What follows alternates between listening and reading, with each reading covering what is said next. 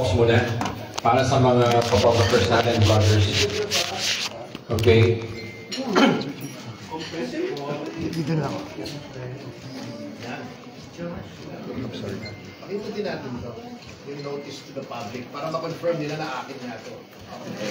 Ayan. Hawak ni attorney, ay, ipapiyaan mo ba attorney? Hawak ni attorney ang published notice to the public na later on ay i-explain niya what is it all about. Ito rin po sa site ng tutunin niya. Thank you. To the right. To the right naman po. This is for the cameras here. Quarter turn. Beauty queens.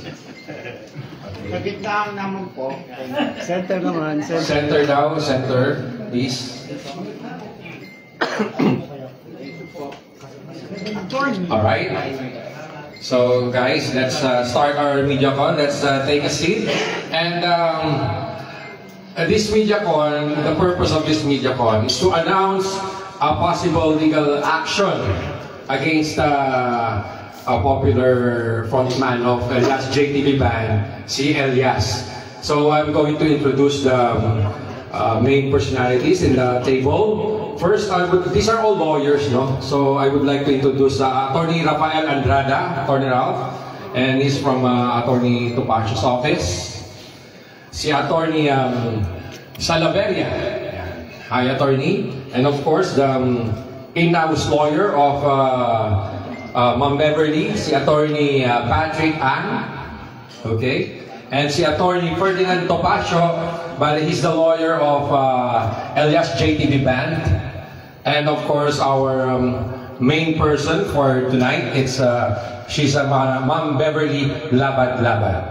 So to start our MediaCon, siguro let's call Attorney Topacio to have the opening statement. Okay, let's call on Ma'am Beverly Labad to give us an opening statement.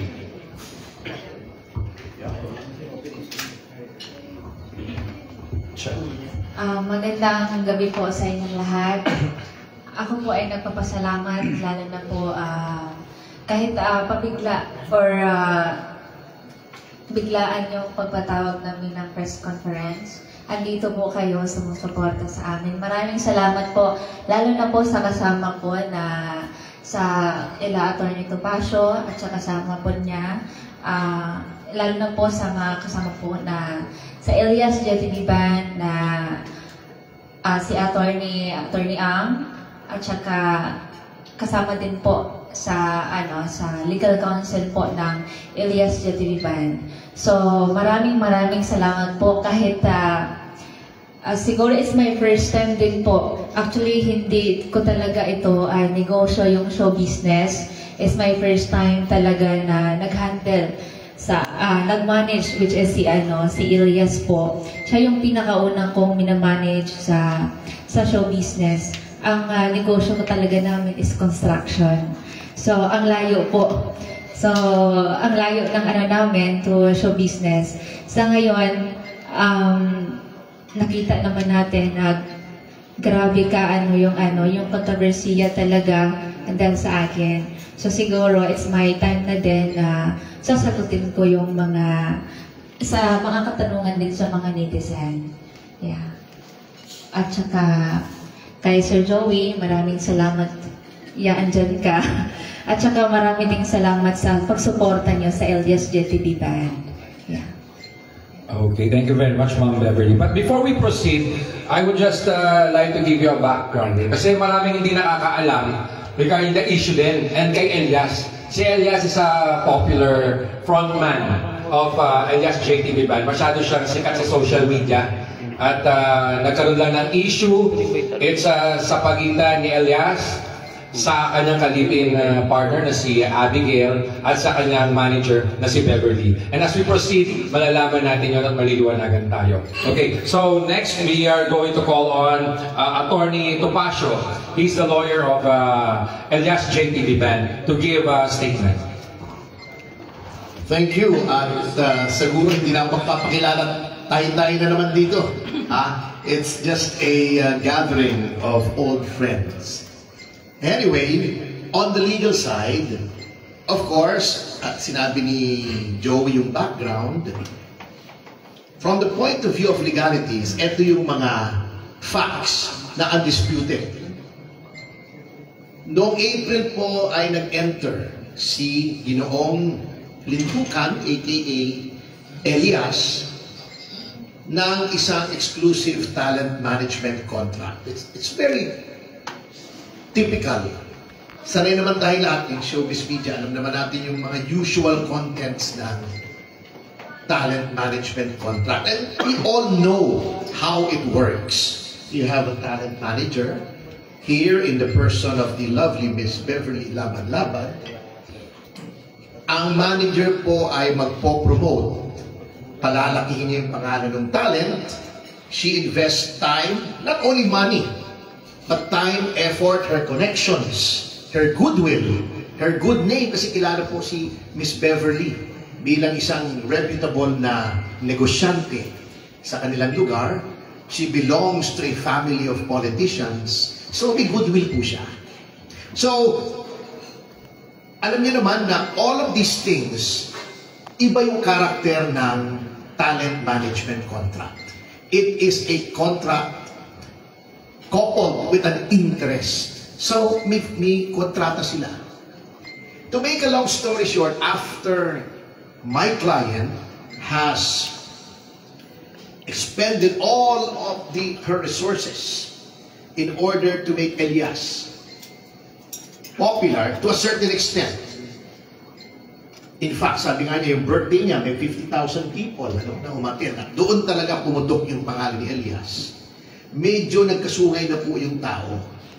Well, we've seen it all happen before. Matagal na yung karamihan sa inyo sa showbiz, ano? Nangyayari yan talaga. Nangyayari yan kay Nadine. Di ba? Marami yan eh. Nangyayari kay Liza Soberano. Discontented siya for whatever reason. Sapagkat kung hindi naman dahil kay Miss Beverly, hindi naman siya sisikat. He started dealing with other people behind her back. So, nag-enter siya ng mga kontrata, o pasok siya sa mga gigs, hindi na niya ginagalang yung kontrata. That is a violation of the contract. At alam niyo naman, may kasabihan tayo sa batas, alam ni Atty. Ivan yan, ng mga abogado rito, a contract is the law between the parties.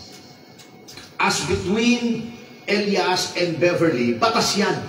Hindi mo pwede basta labagin yan without consequences. To make a long story short, upang ipaalam po sa madlang people na meron pong kontrata, ito ay binaviolate ni Elias. Notwithstanding repeated verbal notices from us, from Atty. Ivan, na in-house counsel ni Beverly, patuloy pa rin yung paglabag niya sa kontrata. So, eto po ang steps na ginawa namin. First of all, to give the general public knowledge and information, nag-publish po kami ng notice and warning to the public sa dalawang very widely circulated newspapers, isang broadsheet, yung Manila Bulletin, at isang tabloid. Itong Bulgaro na sinasabi, and I want to read it, maikli lamang po ito. We hereby inform the public that our client, Ms. Beverly Pumikpik Laban-Laban, is the sole and exclusive talent and business manager of Mr. Elias Gabonada Lintukan Jr., who holds himself out to the public as Elias and performs with a band with the name and style of Elias JTV Band. Okay, this is by virtue of a contract. Yan. It has come to our attention that Mr. Lintukan has been contracting his services to other parties without the consent and participation of Ms. Laban-Laban, in direct contravention of the aforementioned contracts and undertaking therein. Therefore, the public is hereby warned that any and all third party or parties, natural or juridical, who contracts with Mr. Lintukan directly shall be made liable under the law for tortious interference of contracts as defined under the law. In addition, such acts in contravention of the above-mentioned contract shall be made the basis of appropriate criminal charges as may be warranted. We also hereby announce that we fully intend to pursue such charges to their fullest extent under the law. Let this notice serve as fair warning to all those who may be affected. What do we mean by that? Wala pa po yung magiging liability ni Elias sa pagbasa o paglabag ng kontrata, which is a matter between him and Beverly.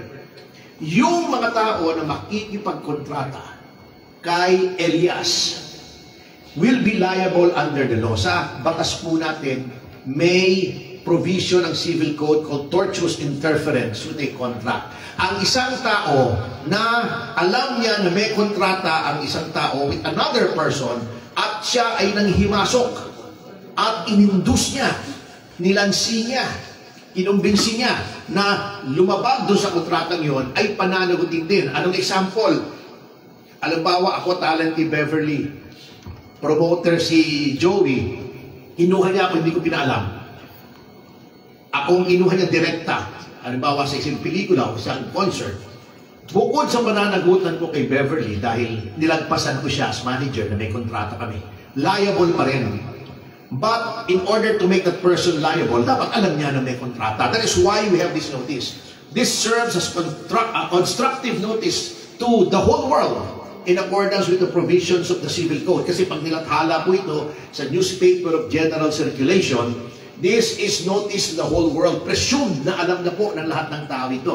Therefore, we want to make it clear that any person contracting with Elias will be taken to court for tortious interference of a contract. Pananagutin po namin siya, papabaliwala namin yung kontrata, pagbabayarin namin siya, hihingi po kami ng TRO at injunction para hindi po matuloy yung usapan nila ni Elias. Unless makipag-coordinate po sila. Hindi po kami nagsasabing pag nakipagkontrata kay Elias, baliwala na yun. Ngunit, if there are persons who have entered into any contract with Elias, pwede nyo pa naman isalvage yan yung sitwasyon. Pumunta lang po kayo kay Miss Beverly. Pakita niyo yung kontrata para maayos nila at magampanan ni Elias yung obligasyon niya sa ilalim ng kontrata niya with Miss Beverly laban-laban. Ganoon lang po yun.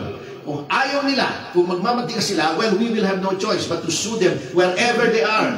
Luzon, Visayas, Mindanao, kahit sa abroad, pagpipigilin po namin yan at bibigyan namin ng problema. And I hope that these persons will not underestimate the resolve, not only of myself, but of the entire legal team na protektahan po si Miss Beverly laban-laban. Kasi ako, on a personal note, ayoko yung being a producer myself. Ayoko yung magpagkontrata ka bago hindi mo yung honor. Kabastusan yun eh. Diba noon, kahit hindi ako abogado ng Viva, kung nagugulitan niyo, it was only recently, nung si Nadine tried to get out of her contract, I spoke very forcefully against her. Nasabi ko, ganyan din ang mangyayari, hindi siya pwedeng kunin at yun ay magiging tortious interference din. So, sana po maniwanagan ng publiko, kung talagang gusto niyo kunin si Elias, wala naman pong problema. We welcome that. Ngunit, you have to do it through proper channels. Walang iniwan din sa impeachment eh. O, di ba? Gusto niyo impeach, walang problema. Pero gawin niyo ng maayos. Pagka hindi maayos yung kontrata ni Elias at hindi dumaan kay Beverly, hindi po kikilalanin yung contract, madedemanda pa po kayo. Bukod na ididemanda ni Beverly si Elias. But ang sabi naman ni Beverly, ito mabait eh. Sabi niya, wala namang problema kung makikipag-usap si Elias sa kanya. Natinrato niya na parang kapatid. Baka lamang misguided si Elias, baka may nanunusol, baka siya ay medyo nalunod ng konti sa kanyang konting katanyagan, sa kanyang konting kasikatan, baka akala niya kung ano na yon, baka hindi niya alam sa mundo ng showbiz. Hindi pwedeng magaling ka lang, sikat ka lang ngayon. Kailangan may management, may isang grupo nagsusustain yan. Maraming biglang sumikat, bigla na rin nawala dahil sa pride. Huwag muna po tayong magpaka-pride na yun pagka nag-uumpisa pa lang po tayo. I've seen so many artists sumikat sandali, naging sutil, nagkaroon ng sungay, ayun, kamoting kahoy silang lahat ngayon. So sana huwag mangyari kay Elias yun. Sapagkat, the pride of Mindanao yan, sabi nga nila, natutuwa tayo na may isang simpleng taong katulad niya na sumikat, pero huwag niya sana kalilimutan. Kasi may kasabihan nga tayo, ang tumakbo ng matulin kapag matinik ay malalim. talagang magiging malalim pong tinik niya kapag hindi po siya nakipag-usap. Thank you po. Ayun. So, very well said, Attorney Ferdito Pasio. At, but before we proceed, kasi may mga side issues pa other than this. Dahil sa gitna ng mga issues na yan and controversies, si Miss Beverly Lapad-Lapad ay naging biktima na rin ng mga bashers na matitindi. And because of that, may mga vloggers ngayon na kakasuhan at ididemanda. At dyan natin pakikinggan yung side naman ni Attorney Ivan because he's the one handling these cases, the cases against the vloggers. So, Attorney Ivan, can you please tell us something about this? Thank you, Sir Joey, at magandang gabi po sa lahat. And thank you for coming despite the not so good weather. But anyway, magandang gabi din sa kay Attorney Topacio at sa mga kasamahan natin, Ma'am Beverly. Just like to make it clear that I am the counsel of the Ilyas JTV Band, which includes the management and the artist. So, from its conception, I'm the one preparing the contract. That's why I'm very familiar with the contract. I mastered everything in the contract, just like the back of my hand. And I also reviewed contracts with the firm and the third parties. In fact, I see to it that the Ilyas Band is protected in all its aspects. And I'm not also remiss in giving advice to either the management or the artist on legal matters to protect them, na hindi sila madidihado. Kasi we all know that Ilyas is a layman when it comes to law.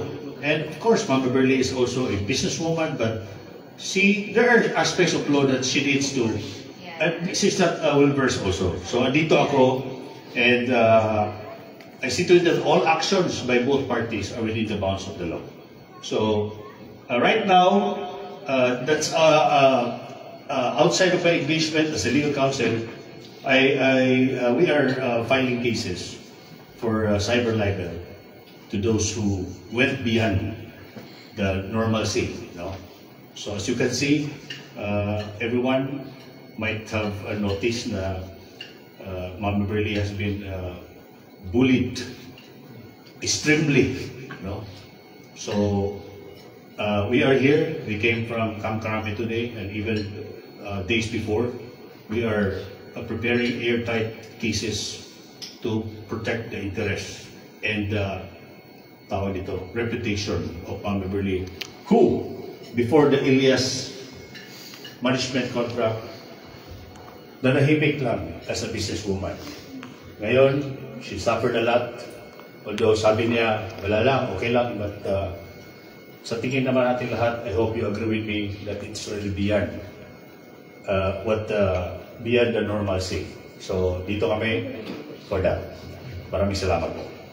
Okay, thank you, Attorney Ivan. So let's start our conference. So we would like to ask Josh to shoot the first question. Josh. Hello, Josh po from ABS-CBN Online. Ms. Beverly, can you clarify lang kung ano yung nature ng relationship mo ni Elias? Because there are rumors na kayong dalawa raw ay may relasyon. Your comment on that? Yun naman po, actually, bilang manager po, syempre si Elias naman, bilang magkatrabaho, tinanggap ko talaga siya bilang kapatid na. Yung turing ko sa kanya, kasi once na kayo ay magkatrabaho, kailangan talaga meron kayong communication at lalong-lalo na magkasundo kayo. So, bilang kapatid, yes, pero bilang yung mga kontrobersiya, hindi po yun totoo. May asawa po ako. Yeah. Yung lahat ng mga nag-trending ngayon, hindi po mga agaw sa Miss Beverly. So, yun na po yun. Second question po, parang sinasabi po nila na may alitan po kayo ng asawa na parang ikaw po yung dahilan kaya hindi maging maayos yung manager-talent relationship. Your thoughts on that po? Yun naman po, last time talaga, May pa lang, kasi nalaman ko na nag-start na pala nagsiselos. May message ko yung partner ni Elias, sabi ko sa kanya na kung baka meron kang time, then we can sit down together. Kung ano man yung pag-usapan natin, upuan natin. So, yun, nagkita kami sa Cebu. sinabihan ko siya na trabaho lang talaga. May asawa po ako, pinaliwanag ko po sa kanya, pero hindi ko inasahan na mas lumala pala. So, yun, ang nangyayari, kahit picture lang, selos pa rin ng selos. So, hindi ko talaga makontrol yun, lalo na sa time, sa schedule namin. Siguro nag-viral ito. Sabi ko naman na huwag pakialaman yung management. Kasi ang nakafocus talaga ako doon sa banda. Not only Ilyas yung hawak ko, buong banda po. So, as a first time, hindi talaga mabilis i-manage. Yun po. And nasa po, kailan mo po siyang huling nakausap? And ano po yung naging conversation niyo?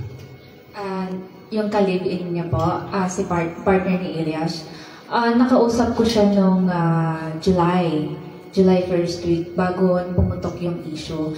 Pero nung July 28, pumunta siya sa office kasi tinawag ko si Ilyas na kung ano man yung problema natin, pwede natin upuan. So, pumunta doon si Abby.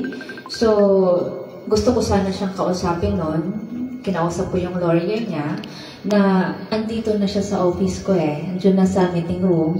Sabi ko, pwede ba papasukin siya dito sa office room ko? Pwede ko siyang kausapin, pero ayaw ko muna pag-usap. So sana, ang sa akin naman, kung ano mang problema, kailangan talaga upuan natin. Huwag na mas lumala pa. So hindi din natin na-please, hindi lahat ng tao din na-please natin na makausap. So ayun, hindi kami nagkausap. Last na po, given these issues, nagkaroon po ba kayo ng trauma sa pagiging manager? And will you consider pa rin na mag-manage pa ng ibang groups? Sa ngayon, pinagstudian ko pa talaga kasi it's my first time, 3 months pa lang. Hindi talaga, sobrang layo talaga sa negosyo namin, yung show business So alam mo yung sa construction, pag ano yung pinakapangit doon, kailangan straight ka magsalita sa kanya. Pero dito sa show business, kailangan pagstudihan mo, paano mo i-deliver yung command mo sa kanila para hindi ma-misinterpret o misunderstanding. So, doon pa lang ako nag-balance. So, siguro, if I have a chance, yes po. Yeah. Thank you. Okay, thank you very much. Next. Okay, next. Wow. Next is Maine. Maine. Ayan, meron na. Hello, magandang gabi po. Ang question ko po ay kay Attorney Ivan po muna. Regarding po dun sa sinabi niyo po kanina na mga vloggers ay kakasuhan niyo po ng cyber libel. Ayan, paano po yung #1 basher ni Beverly, ni Ma'am Beverly, na si Eloy Borges, may chance po bang makasuhan siya nasa ibang bansa po siya naka-base? Actually, pwede ko nang sabihin ngayon kasi tinanong mo her case is under investigation and based on my research on the Cyber Libel Law, Republic Act 10175, extraterritorial jurisdiction. That law allows prosecution of offenders even if they are abroad, as long as the cyber libelous, the online publication. There is an online publication and the victim is in the Philippines. We have jurisdiction. It is an exception to the territoriality of criminal jurisdiction. Okay, salamat po, Attorney. Ito naman po, maingay po ngayon sa social media na tinanggihan niyo daw po, Attorney Topacio, ang kaso ni Miss Beverly. Ano po masasabi dito? Ngayon nagkatuluyan po kayo. Sino bang katabi ko? Kaya po. By the way, madagdag ko lang doon sa sinabi ni Boss Ivan, kapag siya ay nakasuhan, anong pangalan noon? Eloy Borges. Eloy Borges. Yes po. The cyber libel definitely carries a penalty of more than 1 year. That is covered by the extradition treaty. Nasa Amerika ba yun? Dubai. Sa Dubai. Tingin ko may extra, may ano tayo, di ba? May treaty rin tayo. Or pwede natin pa-Interpol. Kasi kung may extraterritorial jurisdiction ng Pilipinas, kung may warrant yan, pwede mong ipa-red notice yan. Rest assured na pag nakakuha ng warrant si Attorney Ivan, magtutulungan po kami sa legal na gawin ang lahat ng paraan para siya ay mabalik dito. Hindi namin kikidnapin katulad ni President Duterte, ha? Pero dadaan tayo sa legal channels. And since we have diplomatic relations with Dubai, alam niyo yung treaty, extradition treaty, mas madali lang kung may extradition treaty. But even in the absence of an extradition treaty, pwede ka mag-request ng extradition on a case-to-case basis. At ipupurso po natin yan. May mga kaibigan naman tayo sa Dubai na pwedeng tumulong. So, he should not think he's safe just because he is in Dubai. Masyadong mahigpit pa naman po ang batas ng Dubai pagdating sa libel. Kasi Sharia law yun pagdating sa libel. So, do not think he's safe dahil nasa Dubai siya. Mahahanap, if there's a will, there's a way. Maraming salamat po, Attorney Topacio. Ang last question ko po sa inyo, Ma'am Beverly, kasi sobrang online sensation kayo ngayon pagdating sa mga bashing. Ayan. Ano po ang masasabi nyo dito? Actually, medyo sensitive ang itatanong ko sa inyo. Nasa inyo po kung gusto nyo pong sagutin o hindi. Kasi usap-usapan po ngayon sa social media ang inyong gender. Kayo daw po ay isang LGBT transgender. Ano po masasabi nyo dito? At medyo magulo nga po. At ano rin po ang masasabi nyo na buntis daw po kayo, nagkatalang tao po kayo kay Elias. Ano po masasabi nyo dito? Transgender. Transgender na buntis. Yeah, actually, meron bang transgender na nagdadalang tao? Magkaiba po ano? Magkaiba. Actually, si Miss Beverly, dito sa Pilipinas, hindi mo talaga mabago yung gender mo. So, babae po si Miss Beverly. May asawa na po ako. At saka hindi po ako buntis. So, pinapangarap ko yung buntis, syempre, sa asawa ko. Pero hindi sa ibang tao.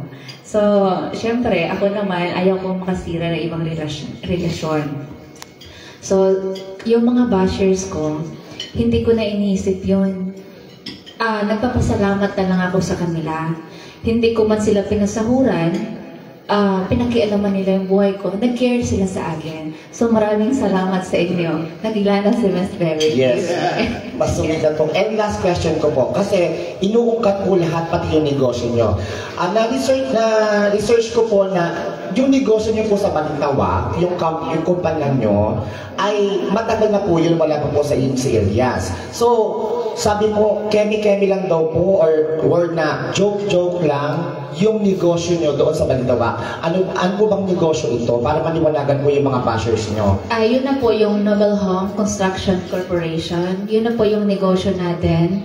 Wala pa po si Elias. May construction na po kami. Actually, yung office na yon, construction talaga, binibigyan ko lang po ang Elias GTV Band ng office room. Kasi ayaw ko naman na magnegosyo ng walang office. Kasi hindi talaga legal tingnan. So, yung mga client din natin. So, wala pong rent yung Elias GTV Band doon. Walang expenses. Ako po ay galing po yun sa construction. Lahat na makikita mong computer doon, lahat po yun mga architect po namin. So, lahat po empleyado po ng construction. So, yung mga nagsasabi sa online, maraming pogo po daw yun. Actually, sobrang maling-mali po yun. Yung negosyo natin is interior designer po, mga interior, mga mock-up. Yun po yung negosyo natin. So, yung sa partner ko naman is plastic manufacturer po sa Bulacan.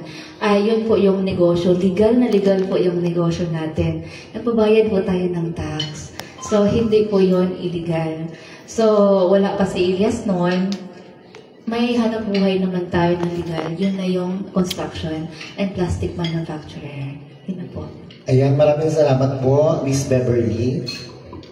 Ayan po mga basher ni Beverly. Maraming salamat po sa inyo. Naka-Facebook live pala yata si Babe. Okay, next question natin kay Rodel. Rodel?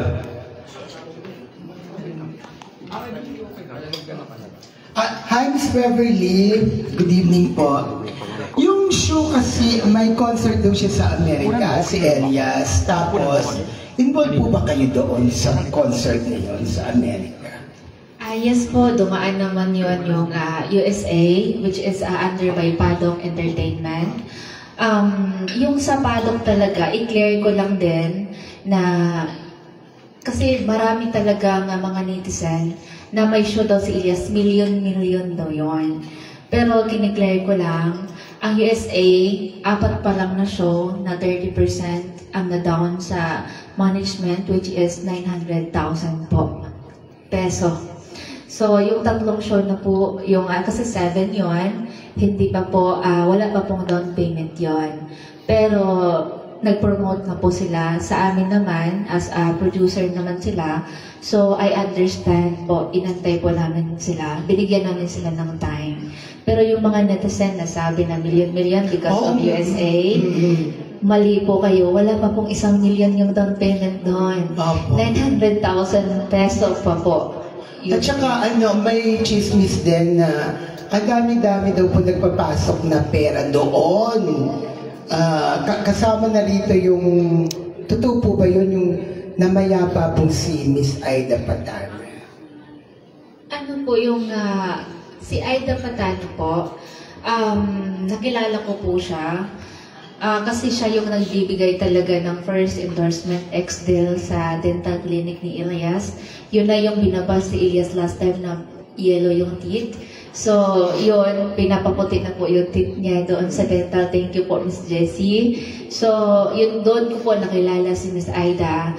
Naging agent po si Miss Aida sa amin. Actually, siya yung nagpasok din yung sa USA at saka yung sa Australia. Tapos, nabook niya yung sa Cebu ngayon this coming August 23. Doon lang po. Actually, malaking pasalamat ko din po kay Madam Aida na kahit saglit lang po kami magkakilala, marami po akong natutunan sa kanya because she is 15 years in show business and I'm first time.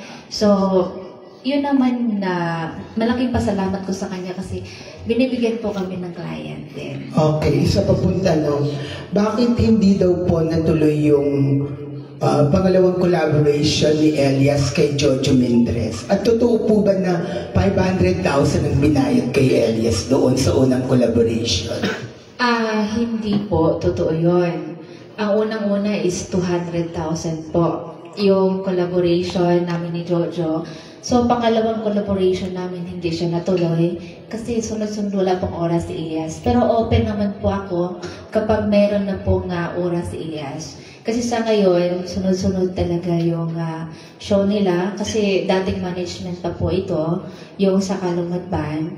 So ngayon, in-acknowledge ko din yung mga producer kasi nakikiusap kahit new rate na yung Elias GTV Band.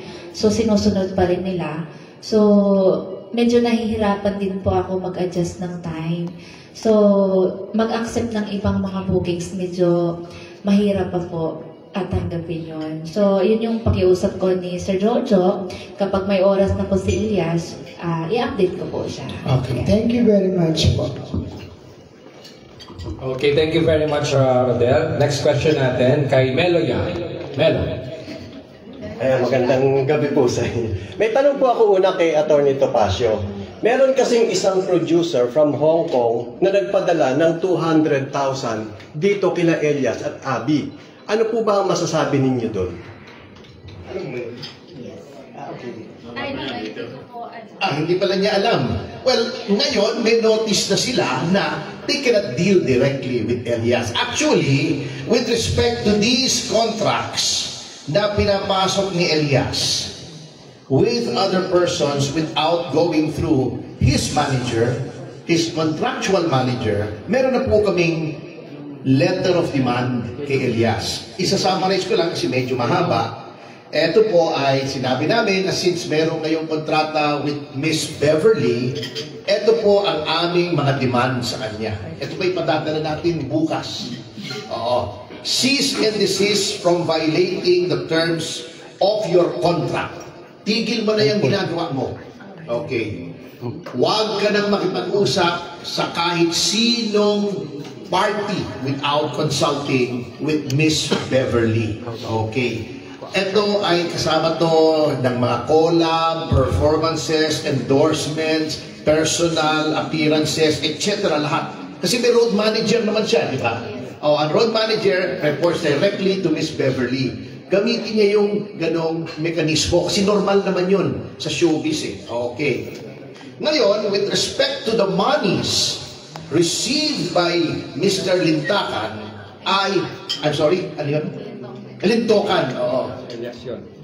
Ay, within 10 days from receipt, dapat i-account niya. Kasi merong arrangement under the contract kung paano. Standard naman po itong contract. Hindi naman siya nilalamangan dito. In fact, sabi ko nga kay Bev, napakabait mo dito. Starting pa lang siya, nagkaroon na kayo ng parang partnership na 50-50, can you imagine? Hindi siya ginulangan, hindi siya nilamangan, hindi siya pinagsamantalahan, kahit wala siyang alam sa showbiz. Tinrato siya na equal partner, although hindi pa siya nagbibigay ng kanyang share. So, magandang plano sa kanya eh. Huwag sana niyang sayangin. Sana merong sumampal sa kanyang dalawa, yung kanyang kalibin, at matauhan siya na ito ay fleeting. Ang hindi lumingon sa pinanggalingan, di makakarating sa pagtutunguhan. I-account niya para maayos yung partihan. Kasi meron to eh, kontrata to eh. Okay. Ngayon, moving forward, hindi naman sinasarhan ni Beverly ang pintuan para sa kanya. Parang kapatid nga siya tinrato, kita nyo, very favorable sa kanya yung contract. Makipag-usap siya. At kalimutan, handa ka naman kalimutan lahat ito, no? Pero yung mga basher siguro. Pero kung magpapakababang loob siya, ay pwede pa naman. Kasi may kontrata naman. I-order naman niya, if only for the contract na pinirmahan. Willingly, notaryado, wala namang namilit, ay sana si Mr. Lintukan ay makipag-ayos na. Otherwise, malilintikan siya si Mr. Lintukan. So, pagdadan na po namin ito tomorrow, para alam naman niya na talagang determinado kami, na protektahan naman. May kontrata naman, if only for the contract, bumalik siya, i-enforce yung contract strictly, magkakaroon ng pagbabago para hindi na maulit ito. We would like to think that this is just a misunderstanding unless he proves otherwise. In which case, the full force of the law will be brought upon him. Para kay Ma'am Beverly, ano? Mike. Hello. Wala eh. Hello. Wala. On mo lang. Hello. Okay lang? Check. Yun. Ayun, para kay Ma'am Beverly, yung Elias JTV Entertainment, kailan ito na-register? Na-register natin noong June po. Yung June 2025. Yun yung sabi ko kay Elias, magkaroon tayo ng company. Hindi lang yung i-manage kita. Yeah. So, ito naman, may contact tayo ng partnership na sa Elias JTV Band Entertainment Production Corporation. So, yun po yung 50-50 kami ni Elias. So, iba pa yung kontrata mo sa kanya as a manager? Yes po. Actually, dalawa yung kontrata natin. Okay. Meron din tayong kontrata na as a manager ni Elias. Ito yung nagsimula noong April 2. So, ito yung as a manager, business manager ni Elias. Iba din yung kontrata na business partner. Yeah. Kasi pinalalabas nila na inagawan mo raw ng negosyo itong si Elias. Pero dito pala, lumalabas, inilagay mo sa tama yung negosyo ni Elias. Yes. Kasi kailangan talaga kung magnegosyo tayo, may legality talaga. So, yun yung natutunan ko. So, i-explain ni Atty.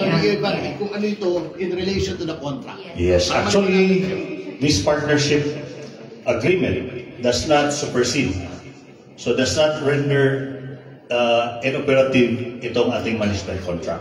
Because the management contract comes ahead, no? But there is a provision. We can share it to you later. You can take a picture of this. In anticipation of a possible partnership or a corporation, nakalagay na dito na in the event that the artist would form a partnership or a corporation, the said corporation shall offer or enter into a management contract with the manager. So, may ano na, when I prepared this, I already anticipated that sooner or later, may lalabas sa ganito. Although, right now, it is not yet, hindi pa nag-take off ito. Kasi lahat ng contract na in-enter namin with the future, Elias JTV Band pa, hindi pa lumabas ito. Kaya nga, because of the fact that one of the parties did not contribute, magiging may plano si Atty. Topacio for that. So, swerte pala ni Huwag na siya sana sayangin. Hello. Ang swerte pala ni Elias, nagkaroon siya ng instant business kagad. So, for info lang, isa sa mga basher ni Ma'am Beverly, yung tinatawag na Eloy Burgess, ang pangalan nun is, Jinky. May warrant of arrest na siya dito sa Pilipinas. May estafa case at siya ay isang illegal recruiter. Ngayon, ang balita, nasa Fujairah siya. Ang Dubai kasi, ibang parang state yun UAE kasi yan Yung Fujairah kasi parang province yan Doon siya nagtatago. Hello. Paano yun? Okay. Dapat na. May question ka ba? Wala na. Okay, check.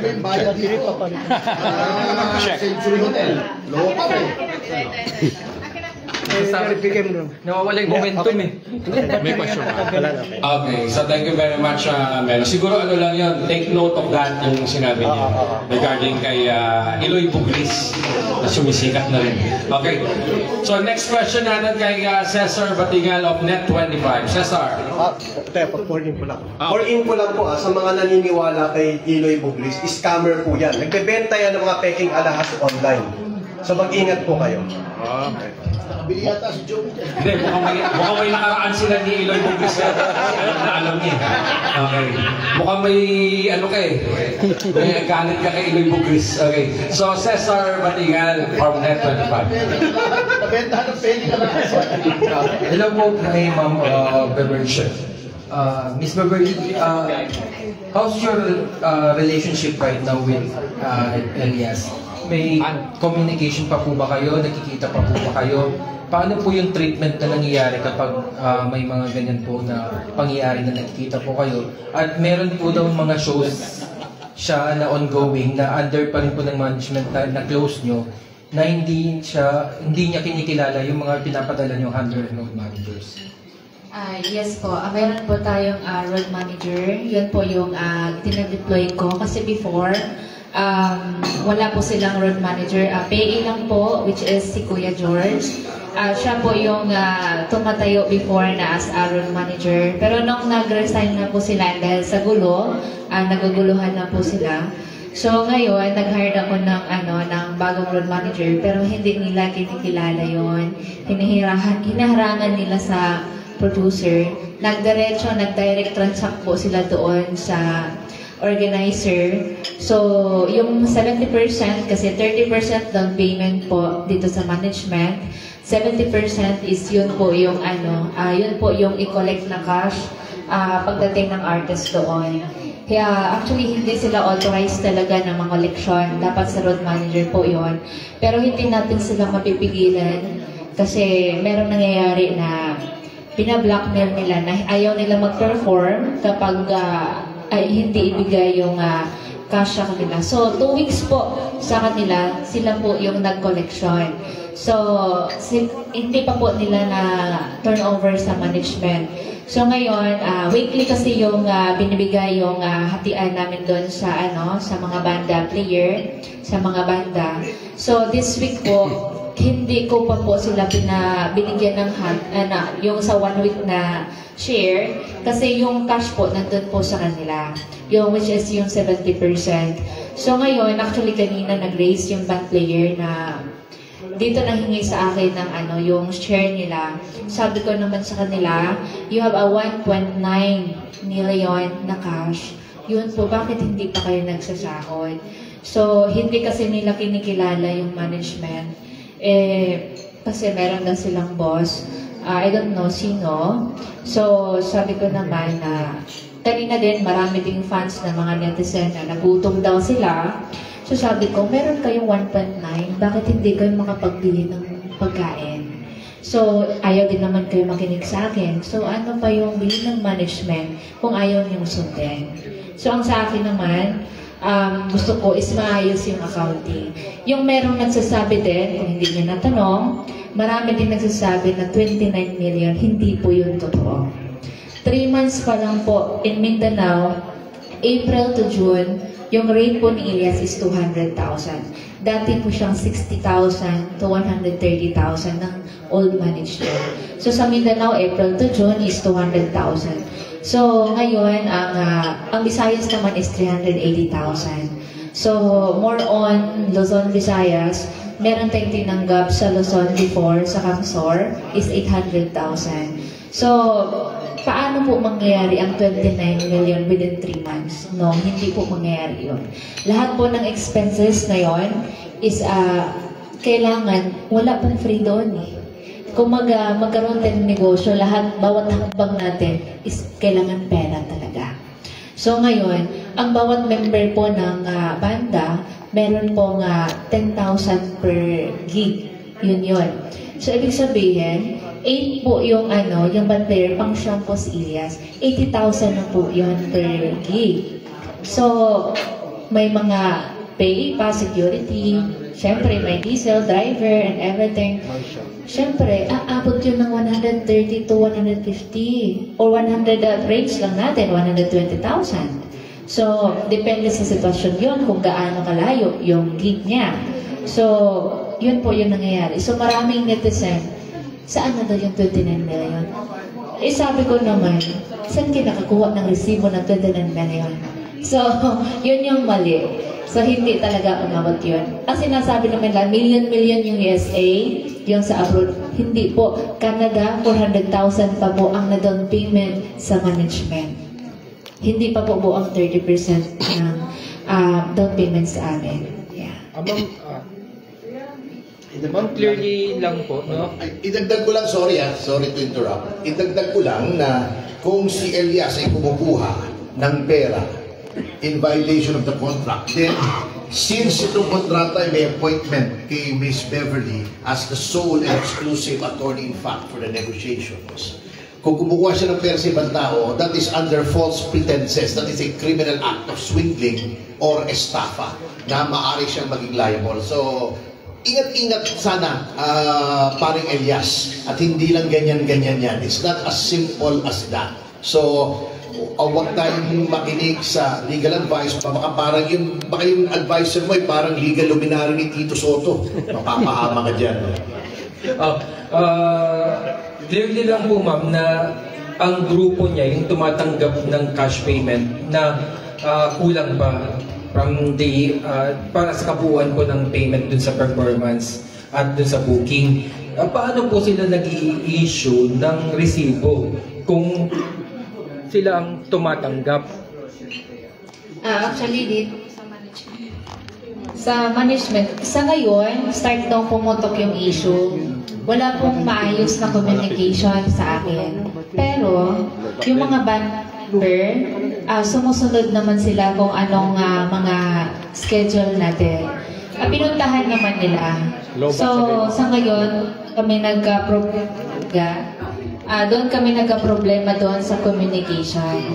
Kasi ang hirap po nilang kontakin. Ayaw po nilang makipag-communicate sa amin.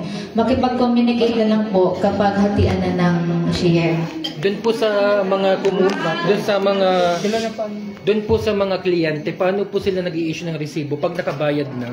Since hindi po sila nakipag-unay sa may wala po silang binibigay na resibo. Yeah, wala pa pong binigay na receipts. Ano po yung katunayan na nakabayad na sila tatanggap po nila? Ayun na ngayon, doon kami nahihirapan eh. Kung ayaw mo, pagkatapos pag pumunta na sila doon sa sa venue, kapag nakausap na nila yung organizer, ngayon nakontak pa namin yung organizer. So pag dumating na sila doon, hindi na namin makontak, ayaw na may pag-ugnayan. Kasi actually naintindihan ko sila kasi ayaw nilang maipit sa gulo kung ano man yung miscommunication namin or misunderstanding namin sa band, sa management at sa band player.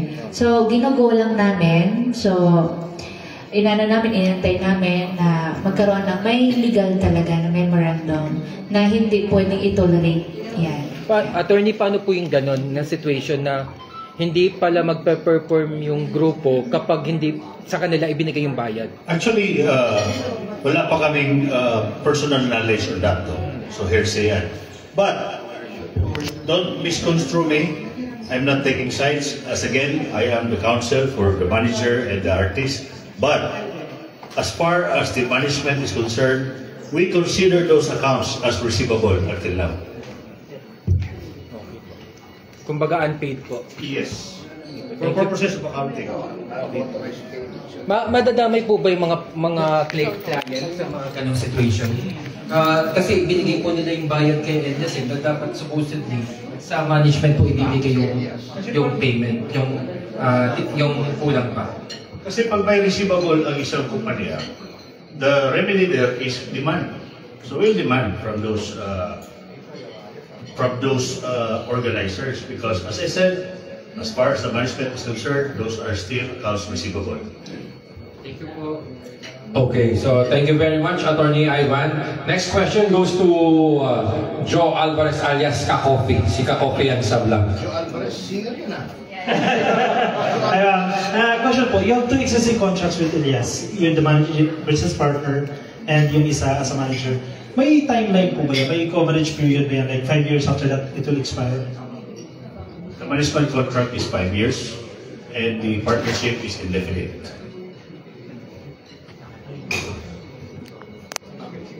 Hello, magandang gabi po. Ako po si Vince Hall po. Okay.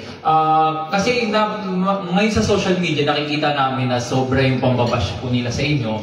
Then ngayon in person, nakikita namin parang hindi kayo naapektuhan. Pero kasi iba yung tawa nyo, ma'am eh. Pero deep inside, ang tanong po namin, ma'am, paano nyo na-handle yung mga pambubuli nila sa inyo? Actually, sasagutin ko yun. Kasi dami din nagtatanong sa akin, paano ko hinahandle? Hindi first time ako nabully. Kaya nga nagpaparito tayo para hindi na mabully ulit. Pero mas malala pala. Yeah, dati sa school pa lang. Pero ngayon, buong mundo na. Nagulat ako. Pero, ayun, hindi na ako nagpasa ng comment. Yung mga negative, alam mo yung kapag merong nagsasabi sa'yo na maraming nagsasabi sa'yo ng masama, nilalait ka, ginawa ko pong inspirasyon. Kung paano ko i-handle, paano ko i-level up yung para hindi na ako mabuli ulit. Yun, pero nandun na yun eh, hindi na natin maiwasan yun. Hindi din natin ma-please lahat ng tao. Sa akin naman, ginawa ko lang inspirasyon. Yeah. Yun na yun, hindi ko tinitake na negative. Kasi kung intindihin ko pa yung mga bashers ko, tumatanda siguro kung mas maayaw kong tatanda. So, ang sa akin naman, hinayaan ko lang sila. Sila din naman yung nasasayangan ng oras. Sa akin naman, ginawa ko lang naman yung trabaho ko, wala akong taong inapakan, yun yung pinaka-importante. So, sa mga bashers ko, kaya thank you sa inyo. Yeah. Maraming salamat. So, yun. Yeah. Maraming salamat. Napakagandang sagot. Okay, thank you very much, Vince. In this light, I would like to commend Ma'am Beverly kasi very strong niyang inamin naman na yung nagpaayos siya, nagpa-enhance siya ng mukha dahil binubuli nga siya noong araw. Hanggang ngayon binubuli pa rin. Pero she's very strong naman ngayon sa mga napagdaanan niya, experience niya. Okay? So, next question kay Miss Anne Benarcio. Good evening po. Kay Miss Beverly. Ma'am, paano po ba yung nag-start yung talent and business manager partnership niyo po ni Elias? Actually, yung kontrata natin is nagsimula talaga ng April 2. Pero nung, kasi nakiusap sila, lahat ng banda din, ng iba, yung mga band player, nagsimula sila ng April 11 and 14. So, nag-start ng account ako doon. Tinitake over ko yung show nila is April 11, 2025. Yeah. Yung nagkakilala kami ni Elias, kung hindi mo matanong, birthday ko kasi noong March 3, 2025, 29 years old ako noon. Dati, tumatakbo kasi ako as a board member, under ticket ng Halos Host. So, yun, syempre, as a Miss Beverly, pumipig na maglabad, nakilala naman doon sa Sambonga del Norte na matulungin talaga. Kasi galing talaga din ako sa hirap. Until now, mahirap pa rin, pero nakakahon konti. So, ayun, nakilala ko si Elias, yun din naman sigaw ng mga staff namin before na i-invite si Elias. So, in-invite ko siya. Nag-gather po ako noon before na nakagather ako ng almost 50,000 crowd. So, pumutok din siya doon. So, doon nagsimula ng, doon niya ako na-approach na, ma'am, pwede ba kita maging manager? So, inisip ko pa yun. March yun, isang buwan ko pa siya tinanggap. Kasi tinignan ko yung performance na pwede ba kitang tanggapin? Kasi hindi naman po pwede basta-basta ako magkaroon ng negosyo na hindi ko alam. So, paano yung services namin sa mga client? So, siguro sa nakikita, maraming kontrobersiya, bakit ako sunod ng sunod before na March pa lang, bakit pumunta ako doon sa mga show nila. Tinitingnan ko po yung full show nila, tinitingnan ko po yun kung paano namin i-level up or paano namin i-develop yung career nila. So as a manager, kailangan ko talaga mag-create ng para sa talent. Anong ikakaganda ng talent? Ano yung kinabukasan nila as a talent? So, pinagstudihan ko talaga yon. So, hindi lang yung hanggang doon lang sila, doon na yon. Hindi po ganun. Ang natutunan ko sa negosyo, kailangan talaga may improvement. Yun po yun. Yeah. That's po. Paano naman po nag-start na parang hindi na po kayo okay? Nag-start po kami nung first week of July. Yeah. Yung pumutok yung issue, merong videos na nag-leak. Ayun na ngayon, doon ako sa China. Siyempre, hindi ko masagot kasi sa China wala talagang Facebook eh. Kailangan makikonnect ka pa ng hotspot para magkaroon ka ng Facebook. So, bumalik ako ng July 7. Doon ko na sinagot dito sa Yun na yung nasabi ko, hanggat ka-live-in partner ka pa lang, kailangan huwag ka masyadong magselos ng magselos. Kasi huwag ka din na mangikialam sa management. Sabi ko before, dalhan mo ko ng marriage certificate, i-acknowledge kita. Pero yun na nga, paano i-handle yung hindi naman kayo mag-asawa na palaging mag-away na mag-away. So sabi ko, hanggat live-in partner pa kayo, kailangan meron kayong understanding. Paano kayo magpapakasal?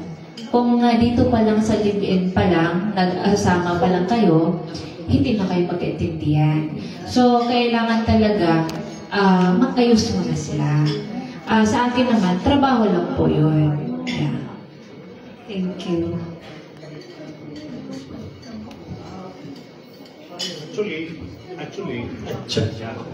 Actually, as the go-between sa management and the artist, I endeavored to settle them. No? July 7, pinadala ko ni Mama. I talked with the band. And the last words from them, they said that mabuti na wala at nalinawan kami, so okay na. Then July 28, we had a meeting again, but only Elias came. So we tried to talk it out, although despite the presence of a lawyer that he brought. Although sabi ko, meron ka namang lawyer. Ito, ako. So anyway, right naman yun. Nagdala siya. So we were settled also, but we were just surprised that later on in the evening, he had a meeting with another lawyer. So ito na. Wala namang problema yan, but ako naman on our part, I hope we all agree, Ma'am Beverly, that I always want to endeavor that this will end into a peaceful resolution. Okay, thank you very much, Attorney Ivan. Now, next question, si Trixie. Hi, I'm Trixie Daos from Kikadora Media and Manila Expose. So my question is for Bev. So Bev, nabanggit mo nga you have political ties. Diba? You come from somewhat political clan and may construction business kayo. So hindi ba na-apektuhan yung relatives mo or napagsasabihan ka din kasi nga baka concerned sila kasi diba, this has gone nationwide lalo na sa Kabisayaan. I know this is very vital na ayun, na baka nakaka-epekto din sa family, na din sila ng bashers sa damay. Actually, ang family ko talaga naapektuhan talaga sila. So, lalo na nasa politika. So, nag-reach out talaga sa akin na ayusin mo ito. Kasi dati, hindi naman magulo yung buhay mo. So ngayon, bakit yung pumasok ka sa show business, bakit nagkagulo? So sabi nila, huwag mong ipahiya lang yung pamilya natin. Wala naman tayong inapakan. So ngayon, kaya andito ako ngayon to clear up. Kung ano yung mga allegation, sasagutin ko po yun. Kung kailangan nyo ng receipt, we have a receipt po. May resibo po tayo na ito ay patunay na tayo ay nagsasabi ng totoo. So, sa family ko po, pasensya na po kayo, nadawit pa po kayo. Actually, lahat talaga sila, pero believe ako sa pamilya ko. Andyan sila sumusuporta sa kanila, sa akin. Andyan sila, pinakinggan nila ako. Sabi ko, huwag kayong nakikialam sa problema ko, bigyan niyo ako ng oras para ayusin ko ito. So, ayun, salamat sa inyo, nakinig kayo sa pamilya ko. Hinayaan niyo akong harapin yung problema ko.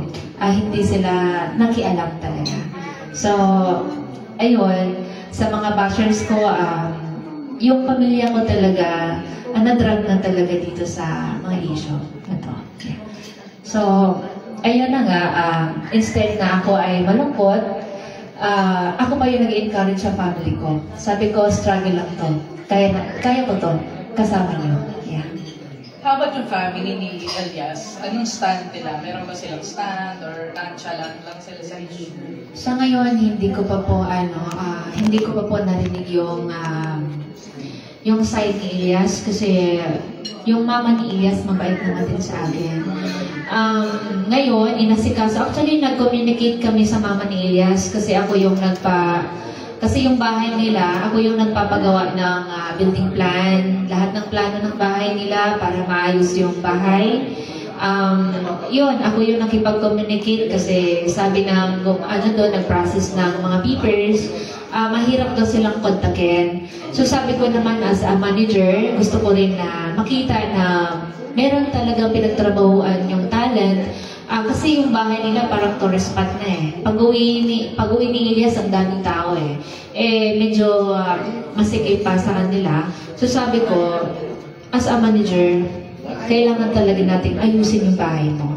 So ngayon, pinupush ko talaga na maano yung bahay nila, mabago yung bahay nila. Yeah, so ngayon, yung mother naman niya, mabait talaga. Walang masama akong narinig doon sa kanila. Pero doon sa ka-live-in partner niya, si Abby, sa side naman niya na sa pamilya niya, sobrang dami po na mga pangit na mga salita. Yun. Pero yung side ni Elias, very calm down po. Yun. So last question na lang. Ano yung learnings mo dito sa mga nangyari ngayon? Like, did this traumatize you na ayaw mo na mag-manage ulit or welcome ka pa rin in any case na may sumulpot din, na gaya ni Elias, na very marketable? Sa akin naman, once na ako ay natuto na sa Cagayan, dito si Atty. Topacio, so syempre kailangan ko din ng guide. Once na ako ay yung malutong na ready na mag-manage ng ibang talent, open ako. If I have a chance. Yeah. Hindi naman ako na-discourage kasi sa showbiz naman is kailangan talaga matuto talaga bawat hindi lang sa show business na talaga ng bagay kailangan pagstudihan bago mo papasukin. Yeah. Ay, last pa lang ang pahabol. Yung isa pa lang nag-viral din na issue is dahil daw sa sobrang busy ni Elias, nag-decline siya na interviews from ABS-CBN, Boy Abunda, mga gano'n. Is that true? Yes po, pero rest day po niya namin. Naka-arrange na po yun. And dahil po, meron po silang misunderstanding sa personal life ni Elias. So, hindi po siya nakakarating. Lahat nun, complete na po. Ticket, hotel, yung airfare ticket niya, meron na po, kompleto na. Pero nung meron pumutok yung issue, hindi na po niya napuntahan. Tapos nung sa EBS naman, kay Sir MJ, so, yun yung time na wala talaga siyang tulog. Tapos, hindi na kinaya ng katawan niya. Yun. Tapos, meron din misunderstanding, personal issues niya. So, yun po yung nangyayari. Thank you. Salamat po. Thank you very much, Trixie. Now we're down to our last two questions kasi medyo lumalalim na ang gabi.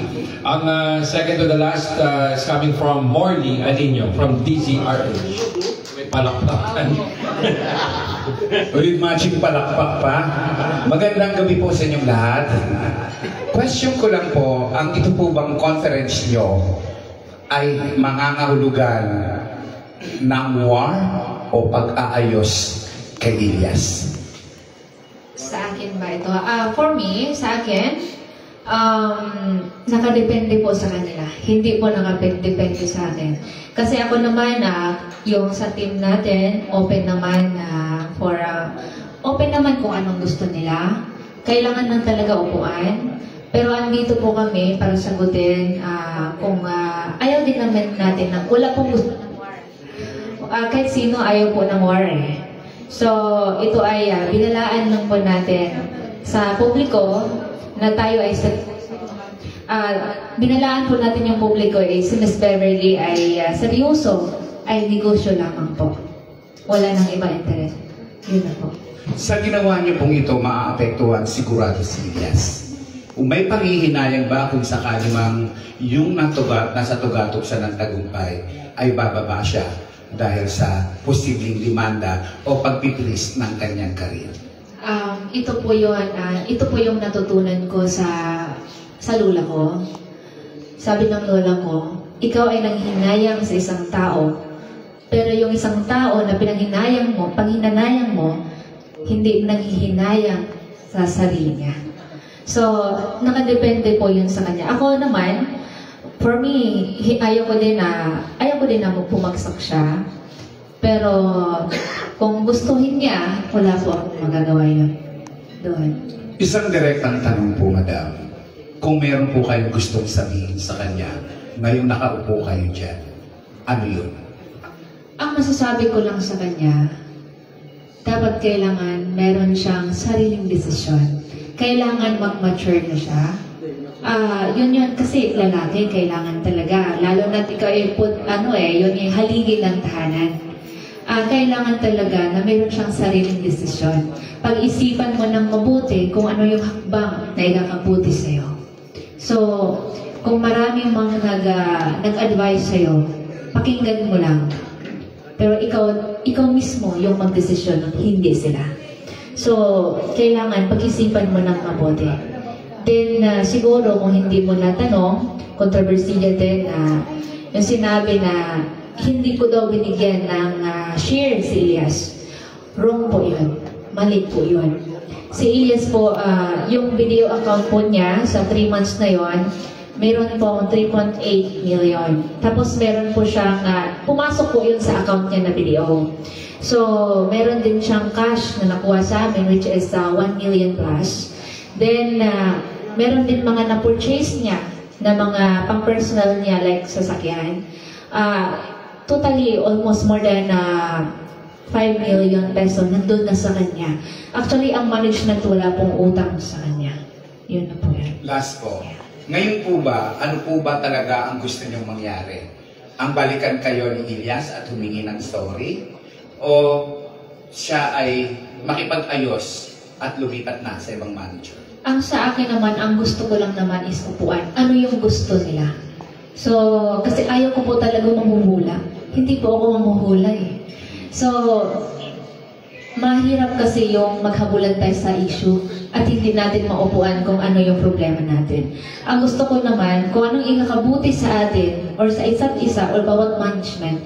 Kasi bawat everyday, sayang eh. And we are in business, sayang. Sayang yung pera natin, ginastos natin doon, tapos naghahabulan lang pala tayo o naghuhulaan. For example, gusto ko ayusin yung management. Sila naman yung ayaw makipag-ayos. Anong magagawa ko? Maraming salamat po. Okay, thank you very much. Dadagdag ko lang, naungkat na rin yung mga natanggap ni Elias. Under the Internal Revenue Code, that is income, taxable income. Pagka nalaman ng BIR yan, magkakaproblema si Elias. So isip-isipin niya, yung ginagawa niya. Oo, meron nga kasabihan sa Batangas, huwag kang magpakalunod sa isang basong tubig. Elias, isip-isipin mo na after tonight. Magmuni-muni ka, magnilay-nilay, magbulay-bulay, at kung ano-ano pang paulit-ulit na salita, at isipin mo yung mga consequences. Kaya nga sinabi niya, if you're preparing for war, kaya nga ako nandito hope for peace, but prepare for war. Ayun. At ako na yung war. Yun na ang sinabi ni Atty. Topacio. Okay, we're now down to the last question kay ang representative ng Quezon City. Si Noni Nicasio. Paring Noni.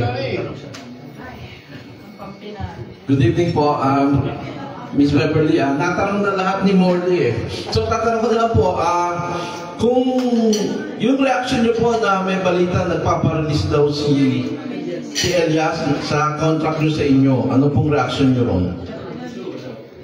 Ang reaction ko naman doon, kung ano yung gusto niya, ikakaputi niya, isipin niya ng maayos, andito naman, handa naman ako kung gusto niyang magpa-release, syempre, we have a consequences.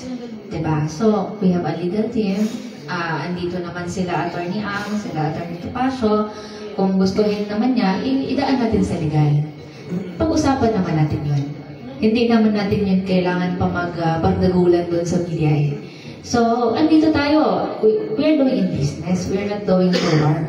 So, kailangan talaga, negosyo is negosyo Yun.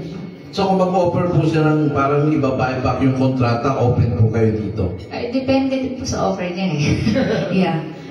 So, last na lang po, sa kinahinatan po ng relationship nyo as talent and manager ni Elias, nangihinahin po ba kayo na nauwi sa ganito? Last na question na po Sa amin naman, sa ngayon, hindi po ako nanghihinayang. Kung ano yung binigay ni Lord, tanggapin po natin. Hindi po natin hawak yung panahon at bigay niya. Sa akin, kung anong ibigay ni Lord, anong decision niya sa atin, so tanggapin ko po ng buong puso. Yan po yun. Thank you po. Thank you po. Good evening. Okay, thank you very much, Noni Nicasio. Noni, na-translate ko lang in plain English yung sinabi ni Ma'am Beverly tungkol sa release ng contract. Elias, ang ibig sabihin ni Ma'am Beverly, talk to my fucking lawyers. Oo nga. Bale, ano na lang, dagdag ko na, tsaka closing statement ko na rin ako. Anyway, yun, okay na. Anyway, gusto, ang ano namin na, yun nga, peaceful resolution, babalik yung dating relationship, kasi ang contract natin, kung sabi ni Sir Ferdy is, ito yung law, para sa akin, ito yung Biblia nila This is the Bible between the management and the artist. So 5 years pa rin ito So meron pa tayo 4 years and 8 months. So paano kung nag-away-away tayo? So babalik natin yung dating relationship. But may mga conditions si Ma'am Beverly kasi siya na-injured yan Yun na po. Thank you very much sa pagpunta at sana maganda yung resulta ng mga video niyo. Okay, thank you very much. Attorney Ivan. Okay, si Ma'am Beverly, kuna natin ang closing statement. I think hindi ko natanong. Nag-viral din ito. Ihabol ko na din. Yung sa clothing business ni Abby before, bakit ko pinatake down? Kasi unang-una, hindi nila naintindihan yan. Kasi hindi nila na-control yung scam, mga fraud na merong nag-order pero hindi na hindi na-ship yung mga damit, so yung items. So actually kinausap ko si Abby, sabi ko, pwede ba tayo mag-coffee? Upuan natin. Kailangan meron tayong agreement. Actually, inano din siya ni Atty. Ang, nag-reach out din si Atty. Ang sa kanya. So ngayon, sinisin na ayaw niya makipag-usap. Sa ngayon, yung clothing net, hindi namin siya inagawan doon. Ang sa akin lang naman, gawin natin legal. Kasi yung Elias JTV, yun yung brand ni Elias Under siya ng management. So kailangan, kung anong mangyayari doon, kailangan gawin natin ng meron tayong agreement talaga. So, kahit alam mo, ang gusto ko lang, kahit walang bayad yun, kahit free, anything, ayaw namin makikialam nun. Kahit magkano yung kikitain nila, kasi gusto ko tulong eh. So, ang gusto ko lang, meron tayong agreement na legal. Ano mang mangyayari? Kasi marami na nag-reach out sa amin na, ma'am, yung mga order namin, bakit hindi pa na-ship? Tapos, mga na-scam, ginamit yung mga gumawa ng mga page. Ang dami talagang mga nangyayari na pang-scam gamit yung Ohahay clothing. So, ngayon, binaliwala nila, to tinitake down ko. So, inantay ko sila na mag-reach out sa management para ibalik natin yun. Yun na po yung gusto ko. So, for closing na rin, syempre ulit-ulitin ko, maraming salamat sa pagpunta nyo. Lalo na sa magagaling nating syempre kilalang-kilala si Atty. Topacio. Syempre, idol ko talaga. Request ko talaga ni Joey na gusto ko si Atty. Topacio. Tapos kasama nila Atty. Ang. Pero as a lawyer, Atty. Ang, huwag mo i-misunderstand. Tapos, ayun, andito, maraming salamat, Atty. Syempre, kasama ngayong partner. Thank you, Atty. Syempre, andito, galing Mindanao dito ang si Atty. Silang dalawa. Pinalipad ko talaga dito dahil sa isyong to. So, sa inyo din, nagabal na kayo ng oras na pakinggan yung namin. So, maraming salamat sa inyo. Okay, thank you very much, Ma'am Beverly. And yung last na mabibigay sa atin ng closing statement, si Atty. Topacio. Na baka magbibigay ka pa ng Elias dance move mamaya? Atty., yung gumigiling-giling. Sample, no? Huwag na. Baka mapahiya tayo. Anyway, nasabi na po lahat ni Kumpanyero Ivan. Very well said. Ni Beverly. Ang amin na naman po, napakasimple. It's so simple. Huwag na natin i-complicate. May kontrata, sabi nga ni Atty. Ivan, that is not just the law, it's the Bible. Sagrado po yan. Sumunod lang sa kontrata, walang problema. Huwag sumunod sa kontrata, maraming problema. Yun lang. So, Elias, I don't even know you, pero sana, maayos ito. Sabi naman ng Biblia, nabanggit na rin yung Biblia, blessed are the peacemakers, for they shall be called the children of God. So sana, bumalik siya, sundin na yung kontrata, wala na maging problema. Ngunit, pag hindi sumunod, ayun ang pag-uumpisa ng katakot-takot ng problema. And I assure him, he will have a lot of problems. Gusto namin umusin yung karir niya, but it will be, magiging frozen delight ka, maniwala ka, pagka hindi ka sumunod sa kontrata. I will make sure of it. I will make it my mission in life na ma-frozen yung career mo. Because that is how I am. That is how dedicated I am to my clients. Kilala niyo ako, I will do it. If that's not a threat, that is a promise. Thank you. Those are very strong words from Atty. Topacio. May pahabol yata si Ma'am Beverly, yung sa Hong Kong. Yeah, yung sa Hong Kong, nag-viral pala ito. Kasi siya din yung, nagbigay ng mga information dun kay Eloy. So, ang problema talaga nun, bakit ko hindi tinanggap yung producer ngayon? Kasi ang gusto ko, kapag sa isang country, isa lang ang producer ko dyan. Isa lang yung kausap ko. Which is, paunahan yung schedule. Kung sino yung nag-sign ng kontrata, yun na po yung kausapin natin. Ayaw ko po yung meron dito, meron din doon. Yung kasi ang gusto ko, long-term relationship sa client. So ngayon, para sa mga OFW na nakabili ng ticket sa Hong Kong, yun na yun, hindi po yun in-acknowledge sa management. Hindi ko po tinanggap yung October 7. Actually, meron po tayong producer doon. Which is sila Atty. Rick Rodriguez. October 19 po yun. Free admission po ang concert natin sa Hong Kong. Ngayong October. So, yung October 7, hindi po yun sa akin. Hindi po yun sa management. Kung sino man yung nalipag-ransom doon, hindi pa po yun dumating sa amin. Hindi na namin yun in-acknowledge din. Kasi meron na tayong producer or organizer doon. Yun na po yun. Yeah. Okay. So thank you very much, Ma'am Beverly, Attorney Topacio, Attorney Ivan, and the rest of the guys here. And thank you very much, guys. Have a good night. Akala ko, trip to Hong Kong, bibigay sa atin eh. Thank you. Let's show them na kaya-kayanin natin. Picture muna. Wala pang representative yung Hong Kong producer. Sino tao nila?